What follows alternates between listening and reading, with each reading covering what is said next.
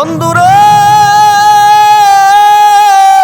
কাফেরের বাচ্চারা পর্যন্ত আপনার আমার নবীর দরবারে আমানত রাখে। 10,000 20,000 টাকা স্বর্ণ মুদ্রাগুলো নবীর দরবারে আমানত রাখে। নবী যদি প্রশ্ন করে, তোমরা আবু জাহলের দরবারে আমানত রাখো না কেন?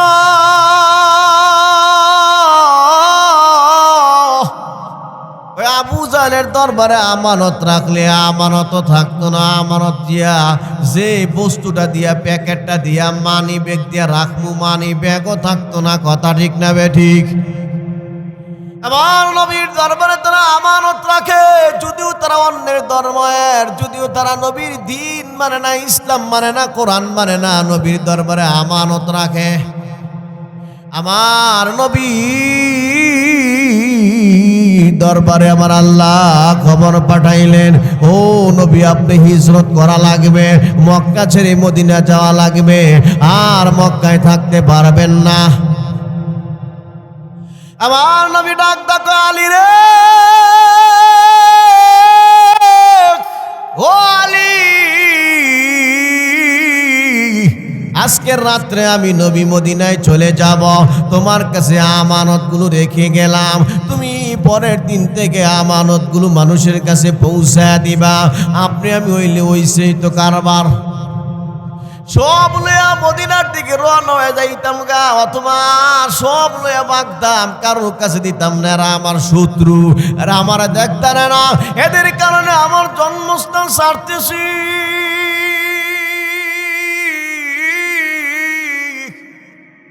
আমার ভিতরে এক ধরনের রাগের কারণে আমি 1 টাকাও দিব না, সব নিয়ে রওনা হইয়া যাবো। আমার নবী ডাক দেখো, আলী রে, এগুলো তোমার হাতে উঠায় দিয়ে গেলাম, তুমি পরের দিন থেকে মানুষের দরবারে এগুলো পৌঁছায় দিবা। হযরত আলী কয়, আমার নবী দুজাহানের বাদশা রাহমাতাল লিল আলামিন রওনা হয়ে গেছে। আমি আলী ঠান্ডা সে একটা ঘুম দিলাম, কারণ আমি আলী মনে মনে চিন্তা করলাম, মানুষের যখন তখন মরণ হতে পারে, মরণের গ্যারান্টি নাই। কিন্তু আমার নবী কয়, পরের দিন এগুলো আমি মানুষের দরবারে দেওয়ার জন্য আমি মনে মনে নিশ্চিত হইলাম, নবী যেহেতু পরের দিনের গ্যারান্টি দিছে, আজরাইল আমার কাছে আসবে না। লা ইলাহা ইল্লাল্লাহ, জোরে লা ইলাহা ইল্লাল্লাহ, লা ইলাহা ইল্লাল্লাহ। আর জোরে লা ইলাহা ইল্লাল্লাহ, লা ইলাহা ইল্লাল্লাহ। বন্ধুরে আমার গভীর মনোযোগ, হযরত আলী রাদিয়াল্লাহু তাআলা নু প্রাণ ভরে ঘুম দিলেন। নবীর কথা, আমার দরবার আর আজরাইল আসবে না আজকের জন্য কমসে কম। আল্লাহ নবী চলে গেলেন। হযরত আলী রাদিয়াল্লাহু তাআলা নু সকাল বেলায় কাফেররা চতুর্দিক দিয়ে ভিড় জমায় রাখছে। আলী রাদিয়াল্লাহু তাআলা নু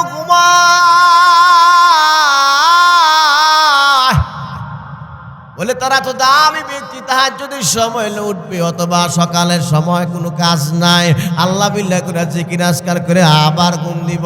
কাফেরের বাচ্চারা চতুর্দিক দিয়ে ভিড় জমাইছে। নবী মুহাম্মদ এই করে আছে, কে ডাক দিছে, তুমি কে ডাক?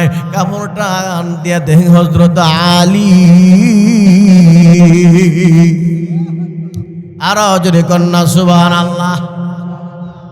হযরত আলী রে, আলী কয়, তোমাদেরকে ডরাই না, আমার নবী কইছে এগুলো আমানত দিয়া দিতাম মানুষের কাছে। মনে মনে কয়, আমানত না দেওয়ার আগে কাফেরের বাচ্চারা গুল্লি করলে গুল্লি লাগতো না, শুরু দিয়া গায়ে দিয়া মারতো চাইলো, মারতারতো না। নবী যেই কথা কইছে, নবীর কথা তো আল্লাহর পক্ষ থেকে হইছে। সুবহানাল্লাহ। হযরত আলী রাদিয়াল্লাহু তাআলা নূর দেইখা কাফেরের বাচ্চারা সব চইলা গেল। আলী রাদিয়াল্লাহু তাআলা নবীর পক্ষ দেইখা আমানতগুলো ডেকে ডেকে সবার কাছে পৌঁছায় দিল। বন্ধুরে, আমানত আজকের জমানায় আপনার আমার দরবারে রসুলের তরিকা অনুযায়ী আছে না নাই? যেমন টাকার দরকার ছিল ওই রকম নাই, আমরা নামে ইমানদার, নামে মুসলমান, কামে নাই। আমানত রাখলে আমরা নিজেরা এটা খরচ করে নাই, অথবা বেশি টাকা হইলে লোভ সামলাই তারে না, এরকম আছে না নাই? বাবাজি আমার গভীর মনোযোগ। হযরত ওমর রাদিয়াল্লাহু তাআলা আনহু উনি যে রাষ্ট্রের প্রধান ছিলেন, খলিফা ছিলেন, রাত্রে বেলা বাতি জ্বালাইয়া উনি রাষ্ট্রের হিসাব করে, বিভিন্ন হিসাবপত্র। এমনি এক ব্যক্তিকে ডাক দিছে, আসসালামু আলাইকুম। হযরত ওমর রাদিয়াল্লাহু তাআলা আনহু কে ওয়া আলাইকুমুস সালাম। কি ব্যাপার, কি লেগা? ওই ব্যক্তি ডাক দাও, কই খলিফাতুল মুসলিমিন,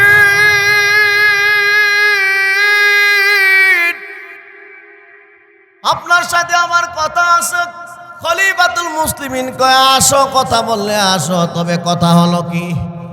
তুমি কি তোমার ব্যক্তিগত কথা বলবে না রাষ্ট্রের কোনো কথা বলবে? লোকটা ডাক দেয়, খলিফাতুল মুসলিমিন, আমার ব্যক্তিগত কথা হবে। হযরত ওমর রাদিয়াল্লাহু তাআলা আনহু বাতি নিভায় দিলেন। বাতি নিভায় দেওয়ার পর ওই লোকটা চমকে গেলেন, কি ব্যাপার ওমর, আপনি বাতি নিভায় দিলেন, ঘটনা কি? বলে, ঘটনা হইলো তুমি তো তোমার ব্যক্তিগত কথা বলবে। আমি যে হিসাব করতেছিলাম, হিসাবটা রাষ্ট্রের হিসাব করতেছিলাম, বাতি জ্বলতেছিল রাষ্ট্রের টাকায়। এখন যদি তোমার পারিবারিক কথা শুনি, রাষ্ট্রের টাকা দিয়ে বাতি জ্বালাইয়া হাসরের দিন যদি আমার আল্লাহ ডাক ডাকায়, ওমর রে,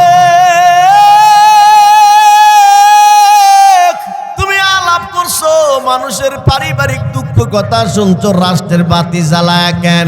এই বাতি নিবে শুনলে কি অসুবিধা ছিল? এই রাষ্ট্র তোমার দরবারে আমানত। আল্লাহু আকবার। এই রাষ্ট্রের প্রত্যেকটা মানুষ তোমার দরবারে আমানত। এই রাষ্ট্রের প্রত্যেকটা বালু কণা তোমার দরবারে আমানত। আমানতের খেয়ানত করছো, যদি আল্লাহ নাক দেখো ওমর তুমি মুনাফিক, তো এখন আমি কই যাইব?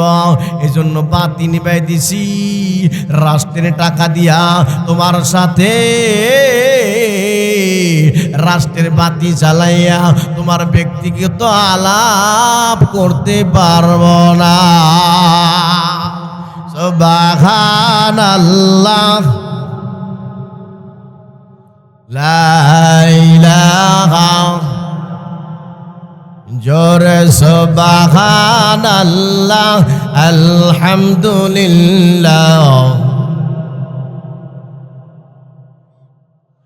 বন্ধুরে আমার গভীর মনোযোগ, আমার আল্লাহ কোরআনের অন্য জায়গায় বলেন,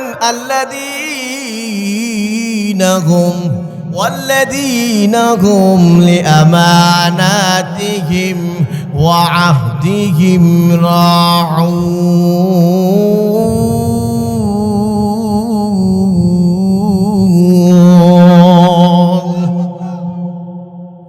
বাবাজি আমার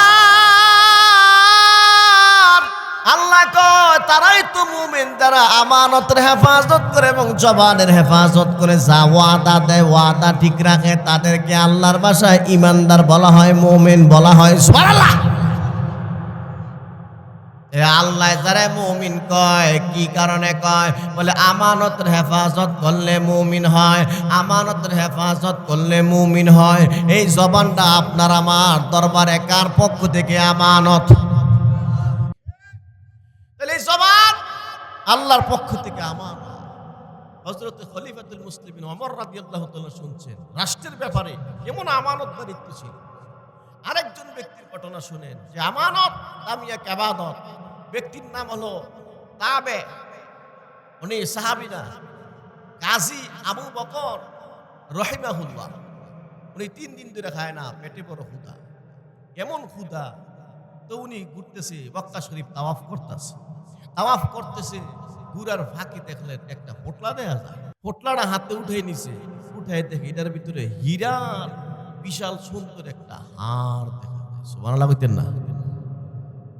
একটা বস্তু আপনার রাস্তা থেকে পাইলেন, 10 টাকা 20 টাকা 50 টাকা, এটা কিছু আপনার কাছে কিছু আসে যায় না। তো 1 লাখ টাকা, 10 লাখ টাকা, হ্যাঁ হ্যাঁ, এরকম কিছু একটা সম্পদ আপনি পাইলেন, 20,000 টাকার একটা মোবাইল পাইলেন, এটা আপনি দেখলে এটা এখন আপনার কাছে আমানত হয়ে গেছে। এটা যদি আপনি না লন তাহলে আরেক ব্যক্তি পাইলে এটা দিত না, সেটা আত্মসাৎ করবে। এজন্য আপনার জন্য দায়িত্ব হইল এই আমানতটা আপনার কাছে রাইখা পর্যাপ্ত সঠিক ব্যক্তি যিনি পর্যাপ্ত প্রমাণের মাধ্যমে তার কাছে পৌঁছায় দেয়া। সুবহানাল্লাহ কোন কাজী আবু বকর রহিমাহুল্লাহ বাবাজি গভীর মনোযোগ দিলটা নরম করে আমার বয়ানটা শুনতে থাকেন। লম্বা সময় বয়ান করার অভ্যাস তো আমার নাই, অল্প সময় বয়ান করব, দিল ঠান্ডা হবে। বন্ধু গভীর মনোযোগ সামনে আগায়। 3 দিন পর্যন্ত কাজী আবু বকর রহিমাহুল্লাহর পেটে খাবার নাই। দামি এক হীরা পাইছে, হীরা পাওয়ার পর উনি চিন্তা করতেছে হীরা এখন কি করা যায়, যদি আমি হাতে না নেই তাহলে অন্য কেউ পাইলে পর্যাপ্ত প্রমাণ ছাড়া যিনি এই হীরার মালিক তার দরবারে তো নাও পৌঁছাইতে পারে। হীরাটা উনি হাতে নিয়ে দৌড়াইয়া বাড়িতে চলে গেলেন, বাড়িতে রাখলেন, রাইখে আবার আইসা ওনার কাম উনি করতেছে, তাওয়াফ করে। আর মক্কার বিভিন্ন বাজারে কোন ব্যক্তি কয় আমার একটা হীরা হারায় গেছে, আসলে কেউ আমারে ওই হারানো সম্পদটা পাইলে ফিরাইয়া দিবে, যদি দাও তাহলে আমি কৃতজ্ঞ থাকব। উনি বিভিন্ন বাজারে যাইতেছে এমন কোনো খবর পায় না। এক বাজারে গিয়ে দেখলেন একজন মুরব্বী এক উঁচু জায়গায় দাঁড়ায় এলান করতেছে, আসলে দুনিয়ার এমন কোন মানুষ আমি একটা হীরা হারাই ফেলাইছি, আমার হীরাটা পেয়ে থাকলে দেখো আমার হাতে আর একটা পোটলা আছে, এই পোটলার ভিতরে 500 দিরহাম টাকা আছে, 500 দিরহামের বান্ডেল আছে, বিভিন্ন দিরহাম আছে, এই দিরহামটা তোমার হাতে উঠায় দিব, আমার হাতটা তুমি আমারে ফিরে দিবা। কাজী আবু বকর রহমাতুল্লাহ আলাইহি উনি কয় পাইলাম, আসল মালিক রে পাইলাম। ওনার দরবারে গেলেন, ওনার দরবারে গিয়ে সালাম কালাম দিয়া বললেন চলেন আপনার হাড়ের সন্তান আমি দিতে পারবো। আস্তে আস্তে বাড়ি পর্যন্ত নিয়ে গেলেন, নিয়া দেখাইলেন আপনার হাড়ের বর্ণনা দেন, আপনার হাড়টা কেমন, আপনার হাড়টা লম্বা কতটুক, তার মধ্যে হীরার দানা আছে কত পিস। বলার পরে কাজী আবু বকর রহমাতুল্লাহ যখন বললেন যে ওই ব্যক্তি মুরব্বী মানুষ, বয়ান শোনার পরে উনি বর্ণনা দিলেন। বর্ণনা দেওয়ার পরে কাজী আবু বকর রহমাতুল্লাহ বনায় দেখতেছে, যা বলতেছে তাই পাইতেছে। এখন হাতটা তার হাতে উঠাই দিলেন। সুবহানাল্লাহ কইতেন না? অসুবিধা হইতেছে, অসুবিধা হইলে ছাইরা দেই, রাস্তাঘাট ডাহাত নদে ধরবো, রাত বেশি হলে বিপদ, তাড়াতাড়ি ছাড়লে সুবিধা আমার বালা। কেউ আপনার অসুবিধা হইলে আমার সুবিধা, কথা ঠিক না? কাজী আবু বকর রহিমাহুল্লাহ ওনার হাতে যখন হার উঠাই দিলেন, উনি 500 টাকার একটা থলি ওই যুবকের হাতে উঠাই দিলেন। যুবক এমনি ডাকতে কই, মুরব্বী আপনার টাকার লোভে তো আমি হার ফিরাই দিই না, এটা আমার কাছে আমানত, আমি আমানতের হেফাজত করতে গিয়ে আপনার দরবারে পৌঁছায় দিলাম। লা ঈমানা লিমান লা আমানাতা, এই হাদিসের কথা আমি তো জানি। আমার নবী বয়ান করতে গিয়া প্রায় বয়ানে বলতেন যার মধ্যে আমানত নাই তার ঈমান নাই। এই কথা শোনার পরে মুরব্বী আবার তারে বলতেছি, বাবাজি নাও, তোমার বিষয়ে কোনো অভিযোগ নাই, আমার দিলের মধ্যে কোনো কমতি নাই, আমার দিলের মধ্যে কোনো খারাপ ধারণা নাই, তোমার আমি এটা খুশি হইয়া হাতিয়া দিলাম। যুবক ডাকতে বলে, মুরব্বী দুনিয়া উল্টাইতে পারে কিন্তু আমি এই হাদিয়া নিতে পারবো না। মুরব্বী বাবা জীবন চমকে গেলেন, জান্নাতি যুবক, জান্নাতি পুরুষ, ভালো মানুষ, নেককার ছেলে, সুবহানাল্লাহ। মুরব্বী মক্কা মদিনার হজ কমপ্লিট করে দেশে চলে গেলেন, সুদূর ইয়ামান চলে গেছেন। কাজী আবু বকর রাহিমাহুল্লাহ তাআলা কয়েক বছর পর হঠাৎ, কয়েক বছর পর বলতে প্রায় 12 বছর পর্যন্ত, 12 বছর পরে হঠাৎ একদিন সফরে গেছেন, সাগর ভ্রমণে চলে গেলেন। সাগর ভ্রমণে চলে গেছে, জাহাজ চলতে এমন পর্যায়ে চলে গেলেন বলে হঠাৎ করে ঝড় তুফানে জাহাজ হারায় ফেলাইছে, পানির নিচে তলিয়ে গেল।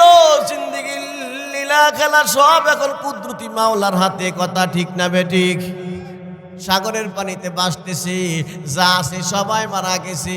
উনি একটা তক্তার উপরে বসা ছিলেন কোন রকমে, ওই তক্তা আমার আল্লাহ আস্তে আস্তে ঢেউ দিয়া ধাক্কাইতে ও ইয়ামান দেশের একটা দ্বীপে নিয়ে আটকাই দিছে। আর হজরে কন্যা সুবহানাল্লাহ। ও বাবাজি,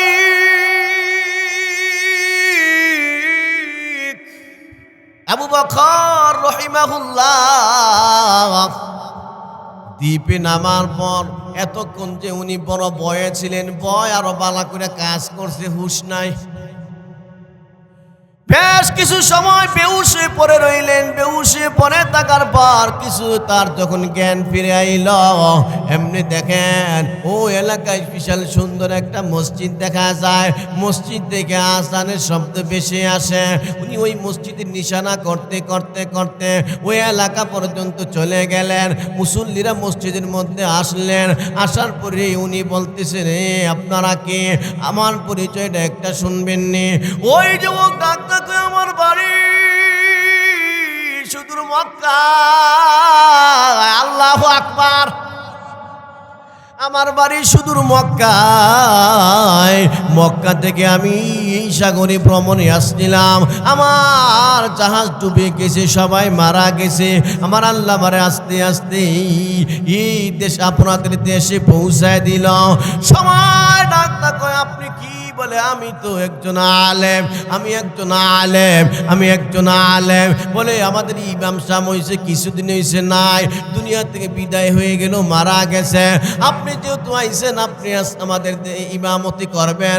আমরা যোগ্য একজন ইমাম পাইলাম, যার বাড়ি হইল মক্কায়। সুবহানাল্লাহ। সবাই কই, হুজুর আপনি মসজিদের ইমাম, আর মক্কায় যাওয়া লাগবে না, সুযোগ সুবিধা যা দেওয়ার আমরা দিব, আপনার দুঃখ সুখ আমরা সবাই বুঝব। কাজী আবু বকর রাহমাতুল্লাহ এখানে ইমামতি করতেছে, মানুষগুলো তার দরবারে আসতেছে, কোরআনের তালিম শিখতেছে, কোরআন তেলাওয়াত শিখতেছে, মানুষ তার কাছে ভিড় জমায়। উনি ওনার যোগ্যতা অনুযায়ী বয়ান করে করে মানুষগুলোর শোনায়। সুবহানাল্লাহ। সমস্ত ব্যক্তিরা আস্তে আস্তে তার পাগল হয়ে গেল। একদিন তারে প্রস্তাব দেয়, হে আবু বকর সাহেব, আপনি এক কাজ করেন, এই দেশে আপনার কোনো বিবি নাই, আপনি যেহেতু জুয়ান মানুষ, আপনার একটা বিবাহ করাই দিলে আমাদের পক্ষ থেকে কেমন হয়? কাজী আবু বকর রাহিমাহুল্লাহ বলে, আপনারা যদি বিবাহ করেন এটা আমার জন্য আরো ভালো হয়। এজন্য সময় মিলা চিন্তা ফিকির করলো, এমন একজন দামি ব্যক্তির জন্য, দামি নেককার মানুষের জন্য একটা নেককার বিবি দরকার। সুবহানাল্লাহ, লা ইলাহা, আর জোরে সুবহানাল্লাহ, আলহামদুলিল্লাহ।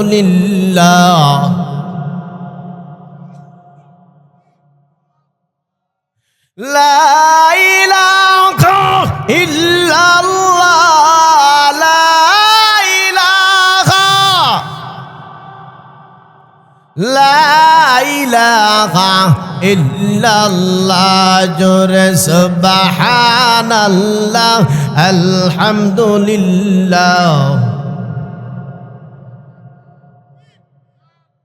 মদিনা যাইতে পারলাম না, মদিনা দেখিতে পারলাম না, মদিনা যাইতে পারলাম না, মদিনা দেখিতে পারলাম না।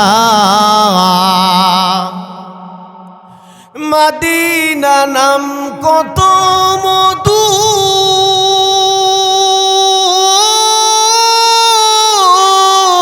মদিনার যে কত দূর,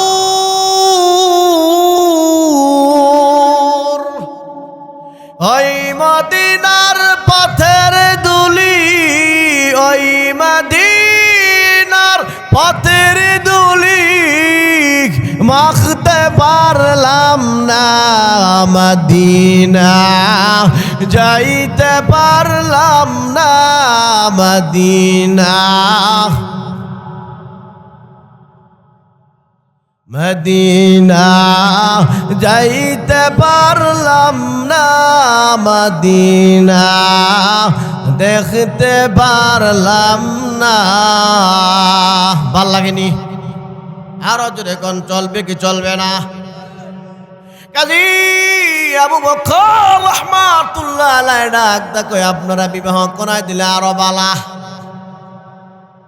এজন্য নেককার মানুষের জন্য নেককার বিবি খোঁজে।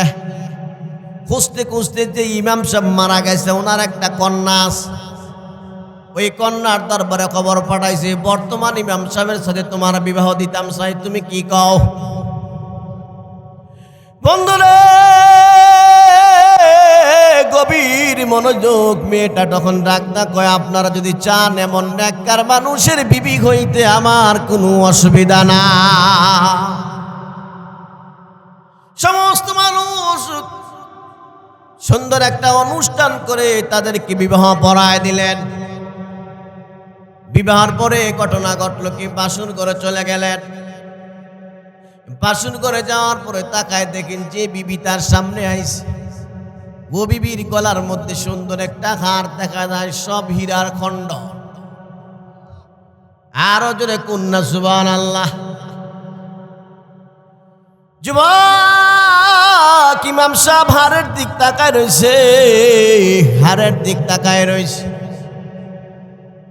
বিবি মনে মনে চিন্তা করে আমার স্বামীর ভিতরে এই দামি হারের লোভ ঢুকে গেছে গা। বিবি মনে মনে চিন্তা করে আমার স্বামী হারের চিন্তা করতেছে, এত কোটি টাকার হার। স্বামী মনে মনে চিন্তা করে বুঝতেছে আমার বিবি মনে এই চিন্তাটা করতেছে। তখন আবু বকর রাহিমাহুল্লাহ ডাক কয় বিবি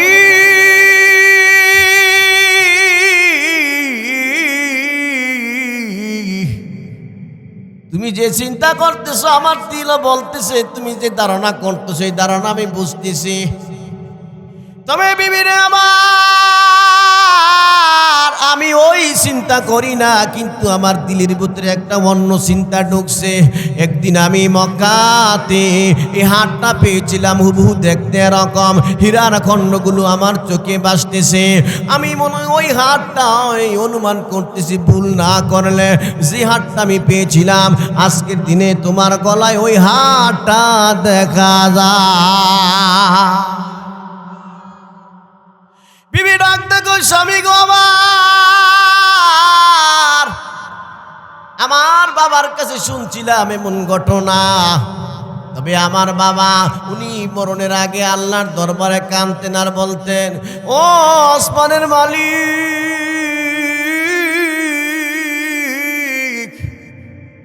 আমার নেককার মেয়েটার এমন একটা নেককার ছেলের সাথে বিবাহ দিতে চাই, যেই ছেলেটার দরবার আমি 500 টাকার বান্ডেল দিছিলাম, 500 টাকার স্বর্ণ মুদ্রার দিনারের বান্ডার দিছিলাম, আমানত নামক হাটটা ফিরাই দিছিল, কিন্তু এই বান্ডেল নেয় নাই। কাউন্সিলর বলছে মালিক রে যদি এমন একটা ছেলে পাইতাম আর আমার মেয়েটার ওই ছেলের হাতে উঠাই দিতে পারতাম, আমি বাবার কলিজা ঠান্ডা হইতো, আমি বাবার কলিজা ঠান্ডা হইতো। ওই মেয়েটা কয়, আমার বাবা তো আপনার কথাই বলছিলেন, এমন ছেলে খুঁজছিলেন, আমার আল্লাহ কেমনে কেমনে আমার বাবার দোয়াটা কবুল করে আপনারে আমার স্বামী বানাই দিলেন। আমি এখন ডাক্তার বলতেছি,